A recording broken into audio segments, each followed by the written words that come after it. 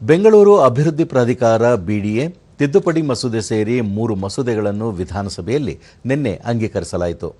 2026ನೇ ಸಾಲಿನ ಬೆಂಗಳೂರು ಅಭಿವೃದ್ಧಿ ಪ್ರಾಧಿಕಾರ ವಿಧೇಯಕ, ಕರ್ನಾಟಕ ಪಟ್ಟಣ ಮತ್ತು ಗ್ರಾಮಾಂತರ ಯೋಜನೆ ವಿಧೇಯಕ ಹಾಗೂ ನಾಡಪ್ರಭು ಕೆಂಪೇಗೌಡ ಪಾರಂಪರಿಕ ತಾಣದ ಅಭಿವೃದ್ಧಿ ಪ್ರಾಧಿಕಾರ ವಿಧೇಯಕ ಅಂಗೀಕಾರವಾಯಿತು. ಗದ್ದಲದ ಮಧ್ಯೆ ಸಚಿವ ಕೃಷ್ಣ ಬೈರೇಗೌಡ ಈ ವಿಧೇಯಕಗಳನ್ನು ಪರ್ಯಾಲೋಚಿಸಿದರು. ಮಸೂದೆ ಬಗ್ಗೆ ವಿವರಣೆ ನೀಡುತ್ತಾ, ಬಿಡಿಎ ಭೂಸ್ವಾಧೀನ ಮಾಡಿರುವ ಭೂಮಿಯಲ್ಲಿ ಅನೇಕ ಬಡಾವಣೆಗಳು ರಚನೆಯಾಗಿವೆ.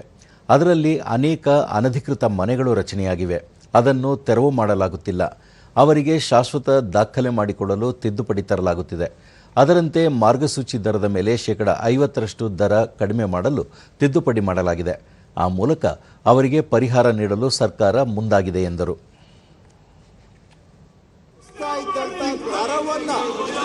ಚಾರ್ಜಸ್ ಅನ್ನ ಇನ್ನು ಫರ್ದರ್ 50% ಕಡಿಮೆ ಮಾಡೋದಕ್ಕೆ ಒಂದು ಜನಪರವಾದಂತಹ ತಿದ್ದುಪಡಿಯನ್ನ ನಾವು ಇವತ್ತು ತಗೊಂಡು ಬಂದಿದ್ದೇವೆ.